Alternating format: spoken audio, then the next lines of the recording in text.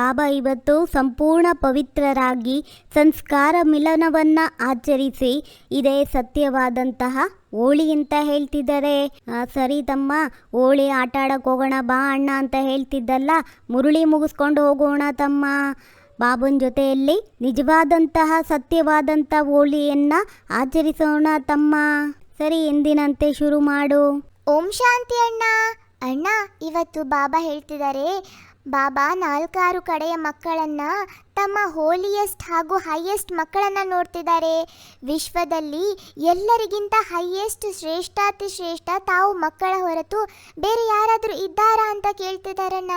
ಯಾಕೆಂದರೆ ತಾವೆಲ್ಲರೂ ಶ್ರೇಷ್ಠಾತಿ ಶ್ರೇಷ್ಠ ತಂದೆಯ ಮಕ್ಕಳಾಗಿದ್ದೀರಿ.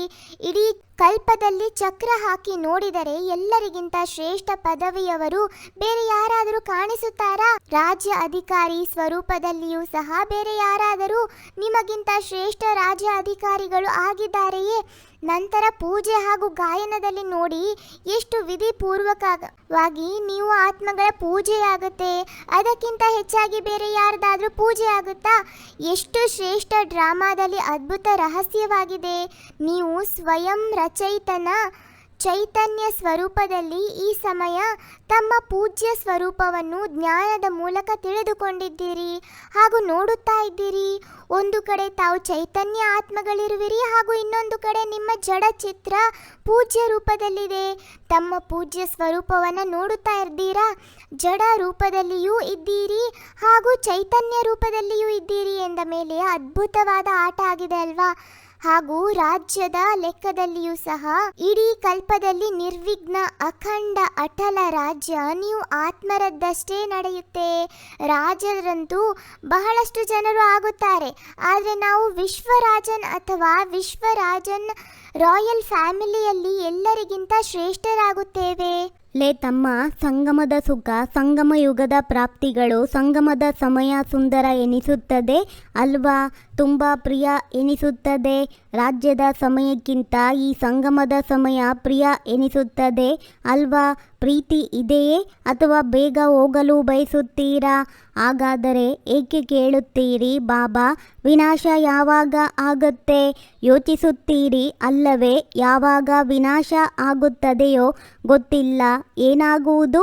ನಾವೆಲ್ಲಿ ಇರುತ್ತೇವೆ? ಬಾಪ್ ದಾದಾರವರು ಹೇಳುತ್ತಾರೆ, ಎಲ್ಲಿಯೇ ಇದ್ದರೂ ನೆನಪಿನಲ್ಲಿ ಇರುವಿರಿ, ತಂದೆಯ ಜೊತೆ ಇರುವಿರಿ. ಸಾಕಾರದಲ್ಲಿ ಅಥವಾ ಆಕಾರದಲ್ಲಿ ಜೊತೆಯಲ್ಲಿದ್ದರೆ ಏನೂ ಆಗುವುದಿಲ್ಲ. ಸಾಕಾರದಲ್ಲಿ ಕಥೆಯನ್ನು ಕೇಳಿದ್ದೀರಲ್ಲವೇ? ಬೆಕ್ಕಿನ ಮರಿಗಳು ಬೆಂಕಿಯ ಮಧ್ಯದಲ್ಲಿ ಇದ್ದರೂ ಸಹ ಸುರಕ್ಷಿತವಾಗಿದ್ದರಲ್ಲವೇ? ಅಥವಾ ಸುಟ್ಟು ಹೋದರ? ಎಲ್ಲರೂ ಸುರಕ್ಷಿತವಾಗಿದ್ದರು ಎಂದ ಮೇಲೆ ನೀವು ಪರಮಾತ್ಮನ ಮಕ್ಕಳು. ಯಾರು ಜೊತೆಯಲ್ಲಿ ಇರುತ್ತಾರೆ ಅವರು ಸುರಕ್ಷಿತವಾಗಿರುತ್ತಾರೆ. ಒಂದು ವೇಳೆ ಬೇರೆ ಎಲ್ಲಾದರೂ ಬುದ್ಧಿ ಹೋದರೆ, ಯಾವುದಾದರೂ ಕಿಡಿ ಸಾಗುವುದೋ, ಏನಾದರೂ ಪ್ರಭಾವವಾಗುವುದೋ, ಜೊತೆಯಲ್ಲಿ ಕಂಬೈಂಡ್ ಆಗಿದ್ದರೆ, ಒಂದು ಸೆಕೆಂಡ್ ಸಹ ಒಬ್ಬಂಟಿಯಾಗಿ ಇಲ್ಲದೇ ಇದ್ದರೆ ಸುರಕ್ಷಿತವಾಗಿರುವಿರಿ. ಕೆಲವೊಮ್ಮೆ ಕೆಲಸ ಕಾರ್ಯದಲ್ಲಿ ಅಥವಾ ಸೇವೆಯಲ್ಲಿ ಒಬ್ಬಂಟಿ ಎಂದು ಅನುಭವ ಮಾಡುತ್ತೀರಾ. ಏನು ಮಾಡುವುದು? ಒಬ್ಬರೇ ಇದ್ದೇವೆ, ಬಹಳ ಕೆಲಸವಿದೆ, ನಂತರ ದಣಿದು ಹೋಗುತ್ತೀರಿ.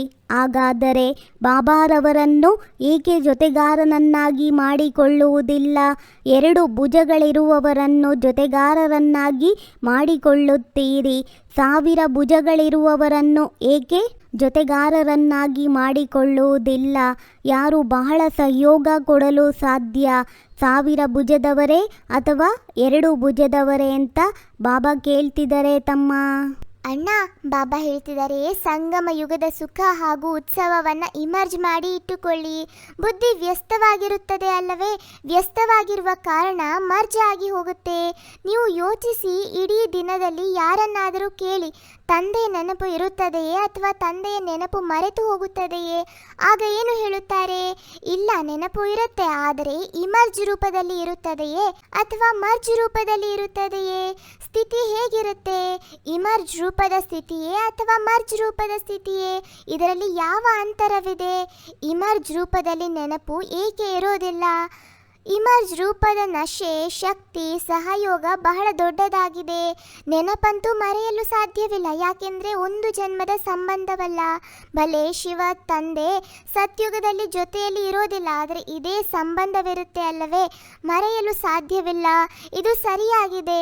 ಹೌದು, ಯಾವುದಾದ್ರೂ ವಿಘ್ನದ ವಶ ಆಗಿ ಬಿಡುತ್ತೀರಿ ಅಂದರೆ ಮರೆತು ಹೋಗುತ್ತೀರಿ, ಆದರೆ ಯಾವಾಗ ನ್ಯಾಚುರಲ್ ರೂಪದಲ್ಲಿ ಇರುತ್ತೀರಿ ಅಂದಾಗ ಮರೆಯೋದಿಲ್ಲ, ಆದರೆ ಮರ್ಜ್ ಆಗಿರುತ್ತೆ. ಆದ್ದರಿಂದ ಬಾಬ್ ದಾದಾರವರು ಹೇಳ್ತಾರೆ, ಮತ್ತೆ ಮತ್ತೆ ಪರಿಶೀಲನೆ ಮಾಡಿಕೊಳ್ಳಿ, ಜೊತೆಯ ಅನುಭವ ಮರ್ಜ್ ರೂಪದಲ್ಲಿ ಇದೆಯೇ ಅಥವಾ ಇಮರ್ಜ್ ರೂಪದಲ್ಲಿ ಇದೆಯೇ.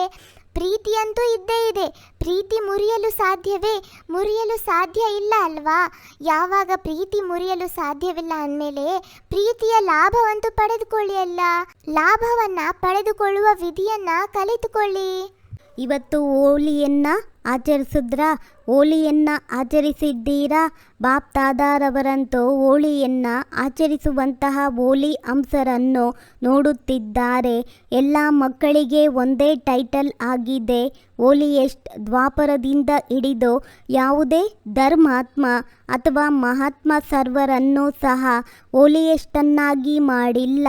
ಸ್ವಯಂ ಆಗುತ್ತಾರೆ, ಆದರೆ ತನ್ನ ಅನುಯಾಯಿಗಳನ್ನು, ಜೊತೆಗಾರರನ್ನು ಹೋಲಿಯೆಸ್ಟ್ ಪವಿತ್ರರನ್ನಾಗಿ ಮಾಡುವುದಿಲ್ಲ. ಹಾಗೂ ಇಲ್ಲಿ ಪವಿತ್ರತೆ ಬ್ರಾಹ್ಮಣ ಜೀವನದ ಮುಖ್ಯ ಅಧಿಕಾರವಾಗಿದೆ. ವಿದ್ಯೆಯೂ ಸಹ ಏನಾಗಿದೆ? ನಿಮ್ಮ ಸ್ಲೋಗನ್ ಆಗಿದೆ, ಪವಿತ್ರರಾಗಿ ಯೋಗಿ ಆಗಿ. ಸ್ಲೋಗನ್ ಆಗಿದೆ ಅಲ್ಲವೇ? ಪವಿತ್ರತೆಯೇ ಮಹಾನತೆಯಾಗಿದೆ. ಪವಿತ್ರತೆಯೇ ಯೋಗಿ ಜೀವನದ ಆಧಾರವಾಗಿದೆ. ಕೆಲವೊಮ್ಮೆ ಮಕ್ಕಳು ಅನುಭವ ಮಾಡುತ್ತಾರೆ, ಒಂದು ವೇಳೆ ನಡೆಯುತ್ತಾ ಮನಸ್ಸಲ್ಲೂ ಸಹ ಅಪವಿತ್ರತೆ ಅರ್ಥಾತ್ ವ್ಯರ್ಥ ಅಥವಾ ನಕಾರಾತ್ಮಕ ಪರಚಿಂತನೆಯ ಸಂಕಲ್ಪ ನಡೆಯುತ್ತದೆ ಅಂದರೆ ಯೋಗ ಎಷ್ಟು ಶಕ್ತಿಶಾಲಿಯಾಗಿ ಬಯಸುತ್ತಾರೆ, ಆದರೆ ಆಗುವುದಿಲ್ಲ. ಏಕೆಂದರೆ ಸ್ವಲ್ಪ ಅಂಶ ಮಾತ್ರವೂ ಸಂಕಲ್ಪದಲ್ಲಿಯೂ ಯಾವುದೇ ಪ್ರಕಾರದ ಅಪವಿತ್ರತೆ ಇದೆ ಎಂದರೆ, ಎಲ್ಲಿ ಅಪವಿತ್ರತೆಯ ಅಂಶವಿದೆ ಅಲ್ಲಿ ಪವಿತ್ರ ತಂದೆಯ ನೆನಪು ಹೇಗೆ ಇರಬೇಕಾಗಿದೆಯೋ ಹಾಗೆ ಇರುವುದಿಲ್ಲ. ಹೇಗೆ ರಾತ್ರಿ ಮತ್ತು ಹಗಲು ಒಟ್ಟಿಗೆ ಇರಲು ಸಾಧ್ಯವಿಲ್ಲ. ಆ ಕಾರಣ ವರ್ತಮಾನ ಸಮಯ ಬಾಪ್ ದಾದಾರವರು ಪವಿತ್ರತೆಯ ಮೇಲೆ ಮತ್ತೆ ಮತ್ತೆ ಗಮನವನ್ನು ತರಿಸುತ್ತಿದ್ದಾರೆ. ಕೆಲವೇ ಸಮಯದ ಹಿಂದೆ ಬಾಪ್ ದಾದಾರವರು ಕೇವಲ ಕರ್ಮದಲ್ಲಿ ಅಪವಿತ್ರತೆಗಾಗಿ ಸೂಚನೆಯನ್ನು ಕೊಡುತ್ತಿದ್ದರು. ಆದರೆ ಈಗ ಸಮಯ ಸಂಪೂರ್ಣತೆಯ ಸಮೀಪ ಬರುತ್ತಿದೆ. ಆದ್ದರಿಂದ ಮನಸ್ಸಿನಲ್ಲೂ ಸಹ ಅಪವಿತ್ರತೆಯ ಅತಿ ಅವಶ್ಯಕವಾಗಿದೆ. ಮನಸ್ಸಿನಲ್ಲಿ ಪವಿತ್ರತೆಯನ್ನು ಹಗುರ ಮಾಡಬೇಡಿ, ಏಕೆಂದರೆ ಮನಸ್ಸು ಹೊರಗಡೆ ಕಾಣಿಸುವುದಿಲ್ಲ, ಆದರೆ ಮನಸ್ಸು ಬಹಳ ಮೋಸ ಮಾಡುತ್ತದೆ. ಬ್ರಾಹ್ಮಣ ಜೀವನದ ಯಾವ ಆಂತರಿಕ ಆಸ್ತಿ ಸದಾ ಸುಖ ಸ್ವರೂಪ, ಶಾಂತ ಸ್ವರೂಪ, ಮನಸ್ಸಿನ ಸಂತುಷ್ಟತೆ ಇದೆ. ಅದರ ಅನುಭವ ಮಾಡೋದಕ್ಕೆ ತಮ್ಮ ಮನಸ್ಸಿನ ಪವಿತ್ರತೆ ಬೇಕು. ಹೊರಗಿನ ಸಾಧನಗಳ ಮುಖಾಂತರ ಅಥವಾ ಸೇವೆಯ ಮುಖಾಂತರ ತಮ್ಮನ್ನು ತಾವು ಖುಷಿಯಾಗಿ ಇಡುವುದು, ಇದು ಸಹ ತಮ್ಮನ್ನು ತಾವು ಮೋಸ ಮಾಡಿಕೊಳ್ಳೋದಾಗಿದೆ ಅಂತ ಬಾಬೂರು ತಿಳಿಸ್ತಿದ್ದಾರೆ ತಮ್ಮ. ಅಣ್ಣ, ಬಾಬಾ ಹೇಳ್ತಾರೆ, ಬಾಪ್ ದಾದಾರವರು ನೋಡ್ತಾ ಇರ್ತಾರೆ, ಕೆಲವೊಮ್ಮೆ ಮಕ್ಕಳು ಇದೇ ಆಧಾರಗಳ ಮೇಲೆ ತಮ್ಮನ್ನು ತಾವು ಚೆನ್ನಾಗಿದ್ದೇವೆ ಎಂದುಕೊಳ್ತಾರೆ, ಖುಷಿಯಾಗಿದ್ದೇವೆ ಎಂದುಕೊಂಡು ಮೋಸ ಹೋಗ್ತಾರೆ ಹಾಗೂ ಮೋಸ ಹೋಗುತ್ತಾ ಇದ್ದಾರೆ. ಇದು ಸಹ ಒಂದು ಗುಹ್ಯ ರಹಸ್ಯವಾಗುತ್ತೆ. ಏನಾಗುತ್ತದೆ ಅಂದರೆ, ತಂದೆ ದಾತ ಆಗಿದ್ದಾರೆ, ದಾತನ ಮಕ್ಕಳು ಆಗಿದ್ದೀರಿ. ಸೇವೆ ಯುಕ್ತಿಯುಕ್ತವಾಗಿ ಇಲ್ಲದೇ ಇದ್ದರೂ ಕಲಬೆರಕೆ ಇದೆ. ಸ್ವಲ್ಪ ನೆನಪು ಹಾಗೂ ಸ್ವಲ್ಪ ಹೊರಗಿನ ಸಾಧನಗಳ ಖುಷಿ ಅಥವಾ ಆಧಾರದ ಮೇಲೆ, ಹೃದಯದ ಆಧಾರದ ಮೇಲೆ ಅಲ್ಲ, ಆದರೆ ಬುದ್ಧಿಯ ಆಧಾರದ ಮೇಲೆ ಸೇವೆ ಮಾಡುತ್ತೀರಿ ಎಂದರೆ ಸೇವೆಯ ಪ್ರತ್ಯಕ್ಷ ಫಲ ಅವರಿಗೆ ಸಹ ಸಿಗುತ್ತದೆ. ಯಾಕೆಂದರೆ ತಂದೆ ದಾತ ಆಗಿದ್ದಾರೆ ಹಾಗೂ ಅವರು ಅದರಲ್ಲಿಯೇ ಖುಷಿಯಾಗಿ ಬಿಡ್ತಾರೆ. ವಾ, ನಮಗಂತೂ ಪ್ರತಿಫಲ ಸಿಕ್ಬಿಡ್ತು, ನಮ್ಮ ಸೇವೆ ಚೆನ್ನಾಗಾಯಿತು. ಆದರೆ ಆ ಮನಸ್ಸಿನ ಸಂತುಷ್ಟತೆ ಸದಾಕಾಲ ಇರೋದಿಲ್ಲ. ಶಕ್ತಿಶಾಲಿ ನೆನಪಿನ ಅನುಭವ ಮಾಡಲು ಸಾಧ್ಯವಿಲ್ಲ. ಇದರಲ್ಲಿ ವಂಚಿತವಾಗಿ ಉಳಿದುಕೊಂಡು ಬಿಡ್ತಾರೆ. ಬಾಕಿ ಏನೂ ಸಿಗೋದಿಲ್ಲ ಎಂದಲ್ಲ, ಏನಾದರೂ ಸ್ವಲ್ಪ ಸಿಗುತ್ತೆ, ಆದರೆ ಜಮಾ ಆಗೋದಿಲ್ಲ. ಸಂಪಾದಿಸಿದ್ರು, ತಿಂದರು ಹಾಗೂ ಖಾಲಿ ಆಯಿತು. ಆದ್ದರಿಂದ ಇದರ ಮೇಲೂ ಸಹ ಗಮನ ಹರಿಸಬೇಕು. ಸೇವೆ ಬಹಳ ಚೆನ್ನಾಗಿ ಚೆನ್ನಾಗಿ ಮಾಡ್ತಿದ್ದೀರಿ, ಸಫಲ ಸಹ ಚೆನ್ನಾಗಿ ಸಿಗುತ್ತಿದೆ, ನಂತರ ತಿಂದು ಖಾಲಿ ಮಾಡಿಬಿಟ್ಟಿರಿ, ಜಮಾ ಆಯಿತಾ, ಒಳ್ಳೆಯ ಸೇವೆ ಮಾಡಿದ್ದೀರಿ, ಒಳ್ಳೆಯ ಫಲಿತಾಂಶ ಬಂದಿತ್ತು, ಆದರೆ ಆ ಸೇವೆಯ ಫಲ ಸಿಕ್ಕಿತಾ? ಆದರೆ ಜಮಾ ಆಗೋದಿಲ್ಲ. ಆದ್ದರಿಂದ ಜಮಾ ಮಾಡಿಕೊಳ್ಳುವ ವಿಧಿಯಾಗಿದೆ ಮನಸ ವಾಚ ಕರ್ಮಣ ಪವಿತ್ರತೆ. ತಳಪಾಯ ಪವಿತ್ರತೆಯದ್ದಾಗಿದೆ, ಸೇವೆಯಲ್ಲಿಯೂ ಸಹ ತಳಪಾಯ ಪವಿತ್ರತೆಯದ್ದಾಗಿದೆ. ಸ್ವಚ್ಛವಾಗಿ ಇರಿ, ಶುದ್ಧವಾಗಿರಿ, ಮತ್ತೆ ಬೇರೆ ಯಾವುದೇ ಭಾವ ಮಿಕ್ಸ್ ಆಗದೇ ಇರಲಿ. ಭಾವದಲ್ಲೂ ಪವಿತ್ರತೆ, ಭಾವನೆಯಲ್ಲೂ ಪವಿತ್ರತೆ. ಹೋಲಿಯ ಅರ್ಥವೇ ಆಗಿದೆ ಪವಿತ್ರತೆ. ಅಪವಿತ್ರತೆಯನ್ನು ಸುಟ್ಟು ಹಾಕಬೇಕು. ಆದ್ದರಿಂದ ಮೊದಲು ಸುಟ್ಟು ಹಾಕುತ್ತಾರೆ, ನಂತರ ಆಚರಿಸುತ್ತಾರೆ, ಹಾಗೂ ನಂತರ ಪವಿತ್ರರಾಗಿ ಸಂಸ್ಕಾರದ ಮಿಲನ ಮಾಡ್ತಾರೆ. ಹಾಗಾದರೆ ಹೋಳಿಯ ಅರ್ಥವೇ ಆಗಿದೆ ಸುಡುವುದು, ಆಚರಿಸುವುದು. ಹೊರಗಿನವರಂತೂ ಅಪ್ಪಿಕೊಳ್ತಾರೆ, ಆದರೆ ಇಲ್ಲಿ ಸಂಸ್ಕಾರ ಮಿಲನ ಇದೆ, ಮಂಗಲ ಮಿಲನವಾಗಿದೆ. ಬಾಪ್ ದಾದಾರವರು ಇದನ್ನು ಬಿಟ್ಟು ಬಿಡುತ್ತಾರೆ, ಆದರೆ ಬಹಳ ಕಾಲದ ಸಂಸ್ಕಾರವಂತೂ ಬೇಕಲ್ಲವೇ? ನೀವೇ ಹೇಳುತ್ತೀರಿ, ಬಹಳ ಕಾಲದ ಪುರುಷಾರ್ಥ ಬಹಳ ಕಾಲದ ರಾಜ್ಯ ಅಧಿಕಾರಿಯನ್ನಾಗಿ ಮಾಡಿಸುತ್ತೆ. ಒಂದು ವೇಳೆ ಸಮಯ ಬಂದಾಗ ದೃಢ ಸಂಕಲ್ಪ ಮಾಡಿದ್ದೀರಿ ಎಂದರೆ ಅದು ಬಹುಕಾಲವಾಯಿತೆ ಅಥವಾ ಅಲ್ಪಕಾಲವಾಯಿತೆ, ಯಾವುದರಲ್ಲಿ ಎಣಿಸಲಾಗುವುದೋ ಅಲ್ಪಕಾಲದಲ್ಲಿ ಬರುತ್ತದೆ ಅಲ್ಲವೇ ಎಂದ ಮೇಲೆ ಅವಿನಾಶಿ ತಂದೆಯಿಂದ ಯಾವ ಆಸ್ತಿಯನ್ನು ಪಡೆದುಕೊಳ್ಳುತ್ತೀರಾ? ಅಲ್ಪಕಾಲದ ಆಸ್ತಿ. ಇದು ಇಷ್ಟವಾಗುತ್ತದೆಯೇ? ಇಷ್ಟವಾಗುವುದಿಲ್ಲ ಅಲ್ವೇ? ಬಹುಕಾಲದ ಅಭ್ಯಾಸ ಬೇಕಾಗಿದೆ. ಎಷ್ಟು ಕಾಲವಿದೆ ಅದನ್ನು ಯೋಚಿಸಬೇಡಿ. ಎಷ್ಟು ಬಹುಕಾಲದ ಅಭ್ಯಾಸವಿರುತ್ತದೆ ಅಷ್ಟು ಅಂತ್ಯದಲ್ಲಿಯೂ ಸಹ ಮೋಸ ಹೋಗುವುದಿಲ್ಲ. ಬಹಳ ಕಾಲದ ಅಭ್ಯಾಸವಿಲ್ಲದಿದ್ದರೆ ಈಗಿನ ಬಹುಕಾಲದ ಸುಖ ಶ್ರೇಷ್ಠ ಸ್ಥಿತಿಯ ಅನುಭವದಿಂದಲೂ ಸಹ ವಂಚಿತರಾಗಿ ಬಿಡುತ್ತೀರಿ. ಆದ್ದರಿಂದ ಏನು ಮಾಡಬೇಕೋ ಬಹುಕಾಲ ಮಾಡಬೇಕೆ? ಒಂದು ವೇಳೆ ಬುದ್ಧಿಯಲ್ಲಿ ಯಾವುದೇ ದಿನಾಂಕದ ಪ್ರತೀಕ್ಷೆ ಇದ್ದರೆ ಪ್ರತೀಕ್ಷೆ ಮಾಡಬೇಡಿ, ತಯಾರಿ ಮಾಡಿ. ಬಹಳ ಕಾಲದ ತಯಾರಿ ಮಾಡಿ. ದಿನಾಂಕವನ್ನು ಸಹ ನೀವೇ ತರಬೇಕು. ಸಮಯವಂತೂ ಈಗಲೂ ಸಹ ಎವರ್ ರೆಡಿ ಇದೆ, ನಾಳೆಯೂ ಸಹ ಆಗಬಹುದು. ಆದರೆ ತಮ್ಮ ಸಮಯ ನಿಮಗಾಗಿ ನಿಂತಿದೆ. ನೀವು ಸಂಪನ್ನರಾದರೆ ಅವಶ್ಯವಾಗಿ ಸಮಯದ ಪರದೆ ತೆರೆಯಲೇಬೇಕು. ನೀವು ನಿಲ್ಲಿಸಿರುವುದರಿಂದ ಅದು ಸಹ ನಿಂತಿದೆ. ರಾಜ್ಯ ಅಧಿಕಾರಿಯಂತೂ ತಯಾರಾಗಿದ್ದೀರಲ್ಲವೇ? ಸಿಂಹಾಸನವೊಂದು ಖಾಲಿ ಉಳಿಯಬಾರದಲ್ಲವೇ? ಒಬ್ಬರೇ ವಿಶ್ವರಾಜ ಸಿಂಹಾಸನದ ಮೇಲೆ ಕುಳಿತುಕೊಳ್ಳುತ್ತಾರೆ. ಇದರಲ್ಲಿ ಶೋಭೆ ಇರುತ್ತದೆಯೇ? ರಾಯಲ್ ಪರಿವಾರ ಬೇಕೋ? ಪ್ರಜೆಗಳು ಬೇಕೋ? ಎಲ್ಲರೂ ಬೇಕೋ? ಕೇವಲ ವಿಶ್ವ ಮಹಾರಾಜ ಸಿಂಹಾಸನದ ಮೇಲೆ ಕುಳಿತುಕೊಂಡು ನನ್ನ ರಾಯಲ್ ಫ್ಯಾಮಿಲಿ ಎಲ್ಲಿ ಹೋಯಿತು ಎಂದು ನೋಡುತ್ತಾ ಕುಳಿತುಕೊಳ್ಳಬೇಕೆ?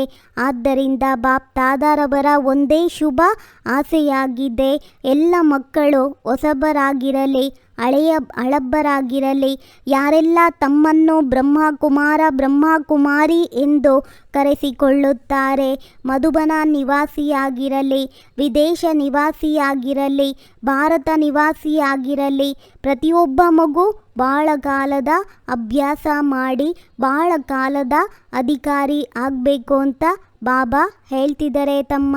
ಅಣ್ಣ, ಬಾಬಾ ನಮಗೆಲ್ಲ ವರದಾನ ಕೊಡ್ತಿದ್ದಾರೆ.